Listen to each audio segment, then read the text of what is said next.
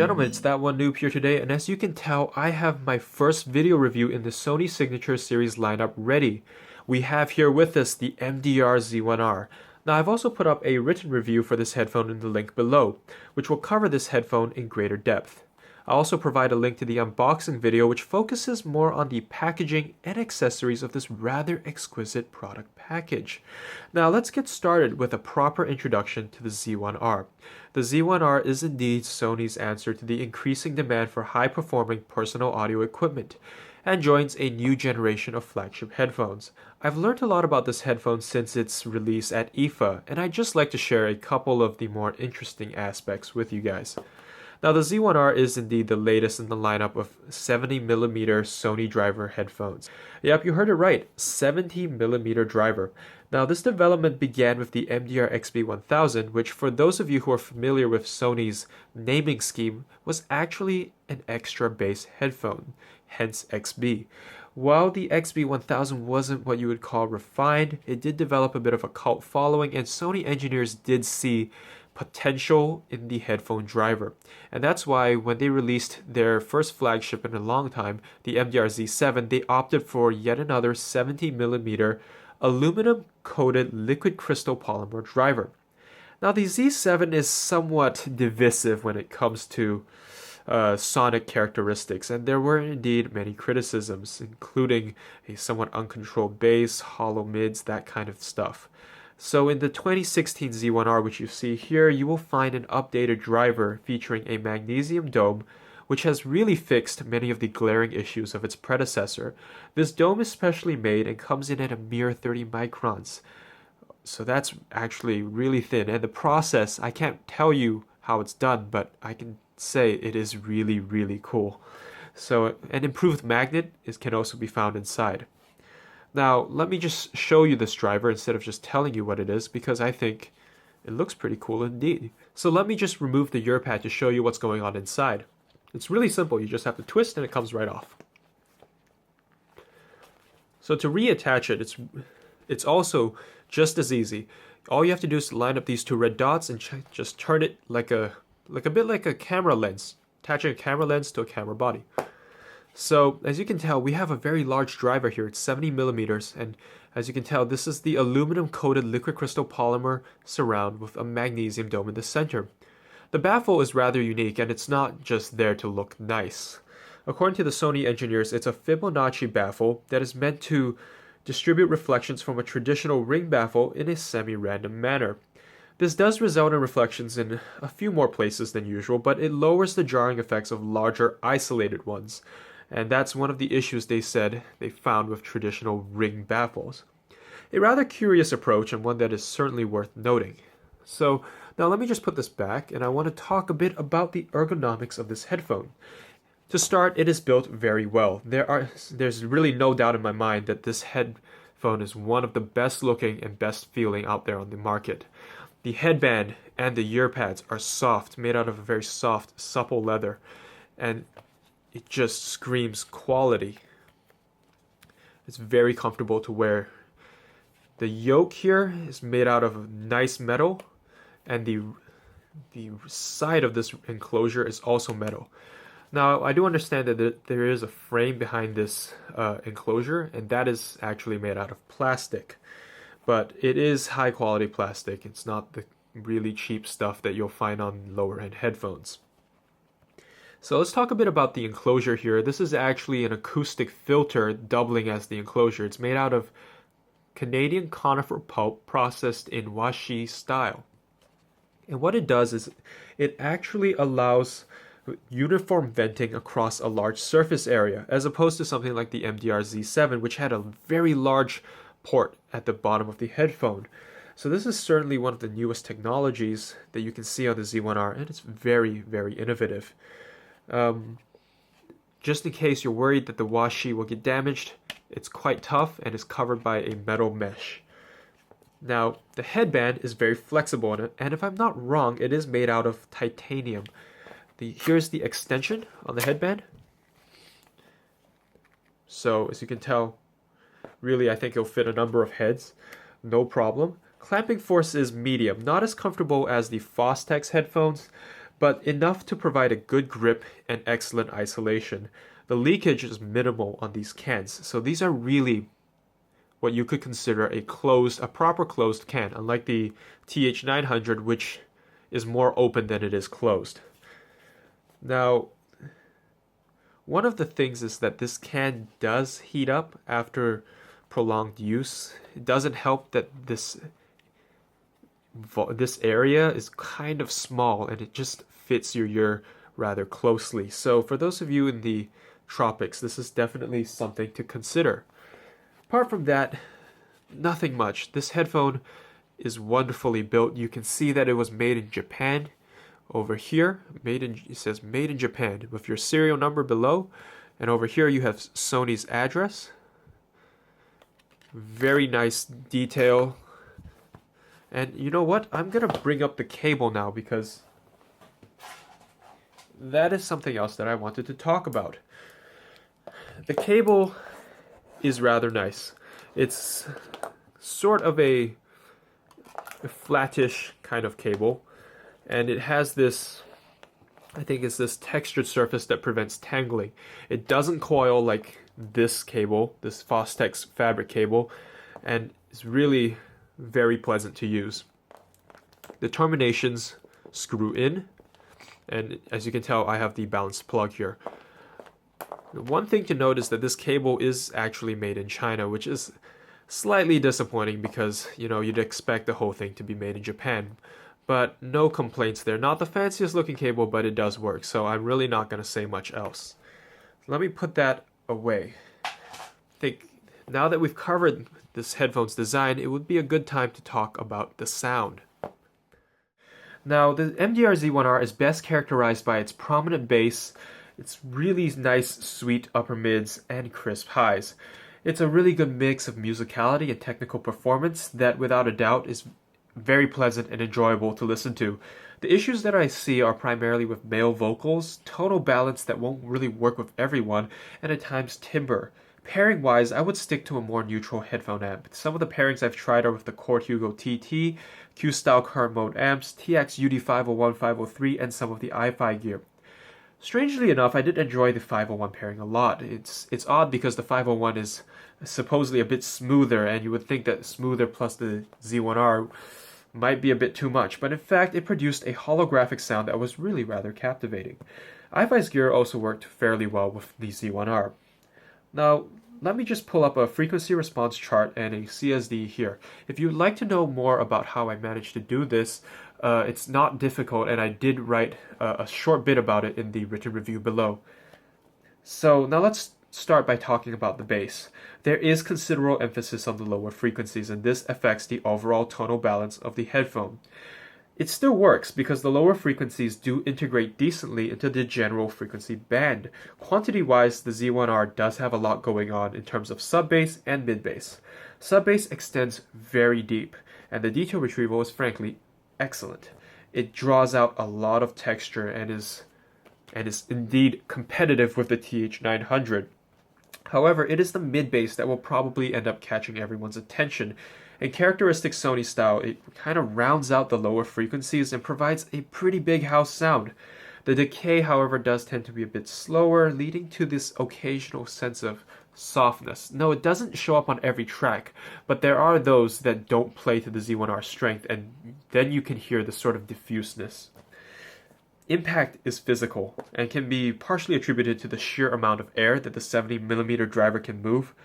And I think at the end of the day, while the bass section isn't always consistent, the Z1R, when it works, is truly immense and one of a kind. And you know what? It is very, very special in that regard. Much better tonality and overall tonal balance than the Z7s. Don't get me wrong, these are not headphones of the same level. The Z7 simply does not touch the Z1R. The Z1R does everything much better than the Z7.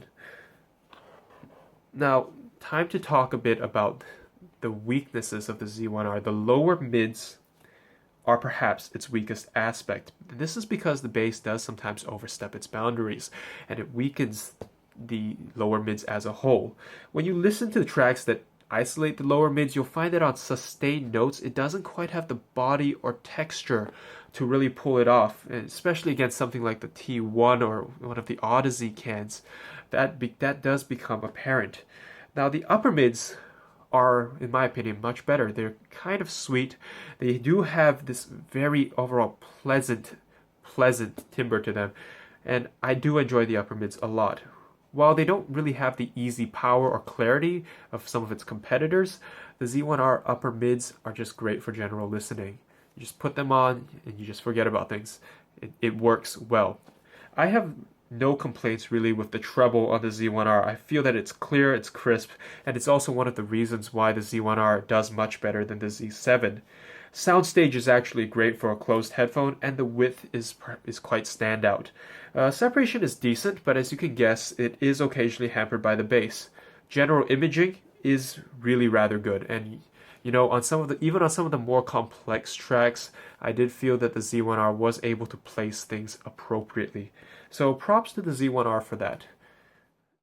So I'll spend the last few minutes of this video just kind of doing some brief comparisons. You'll find a much more in-depth look in my written review, but let me just get started.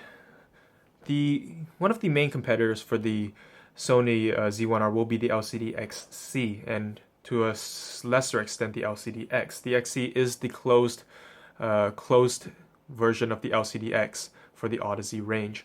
So one of the things that we're looking at is the bass.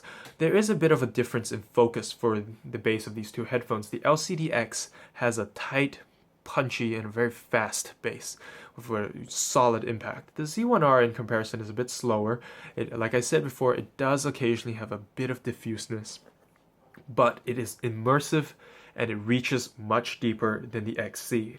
Now, the mids are where the XC does pull ahead of the Z1R, unfortunately.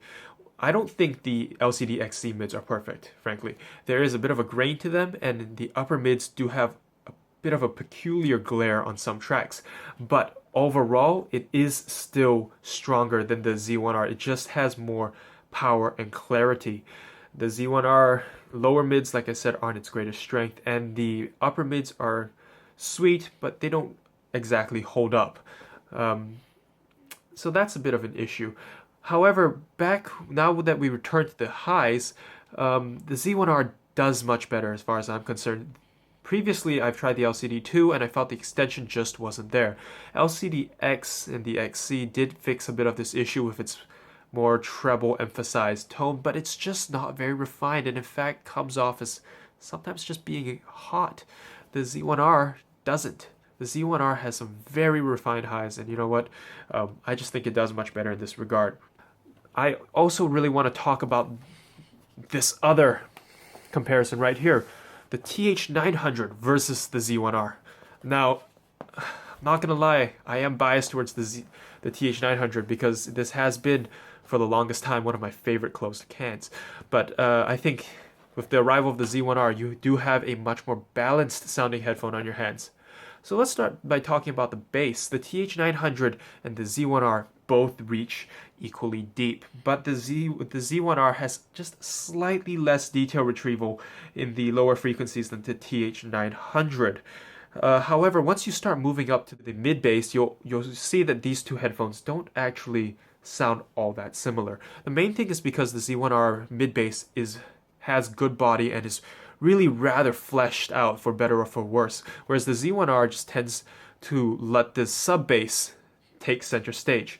So you have a different focus. I'm actually okay with either, though I personally would want a headphone that has a bass response in between the T1 and the Z1R. I'll explain why later.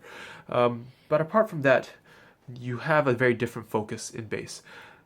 When it comes to mids, it's a clear sweep for the Z1R. The Z1R just has much better mids than the TH900. TH900 has the tendency to be somewhat peaky, uneven, and you know, there are times when it's also just a tad sibilant.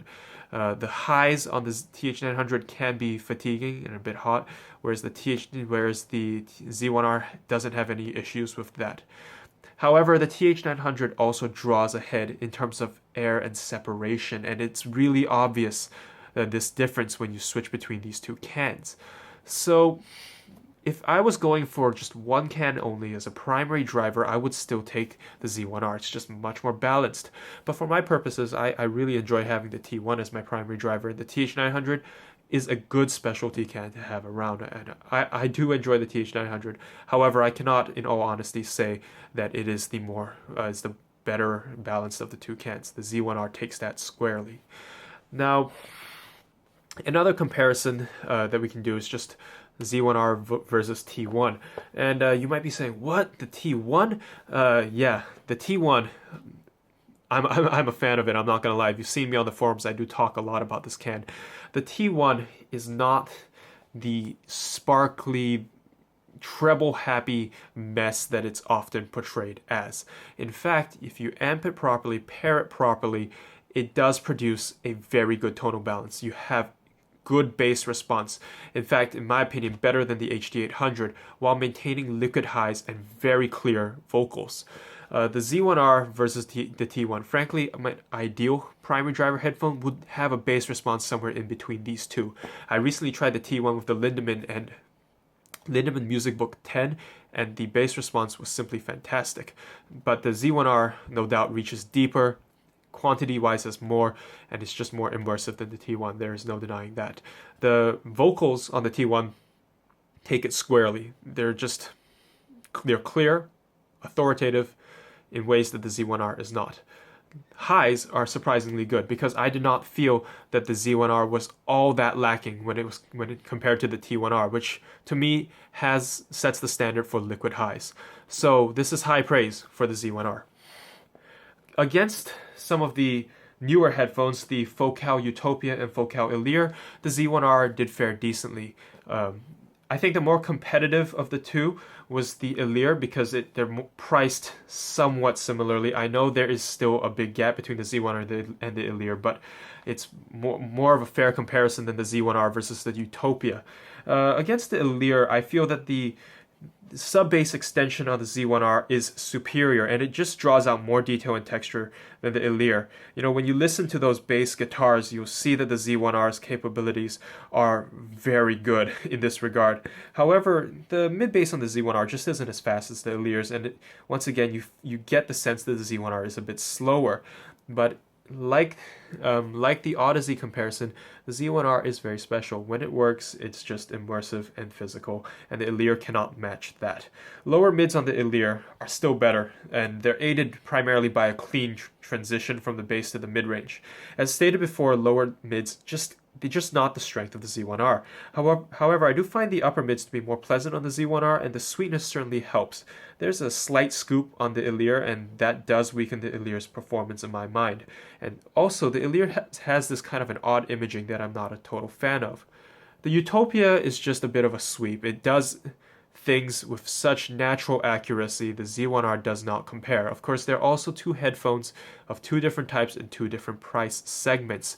But if you want to read more of my thoughts about that, you can see it in the written review. Overall, I'd say the Z1R is at its finest when you're just listening for musical enjoyment. It's such a fun, great headphone to sit back and enjoy. And you know what? When you assess it from the point of musicality, it really is at its best. Apart from that, nothing much else. I hope that some of you get to try this amazing headphone, and it's That One Noob signing out.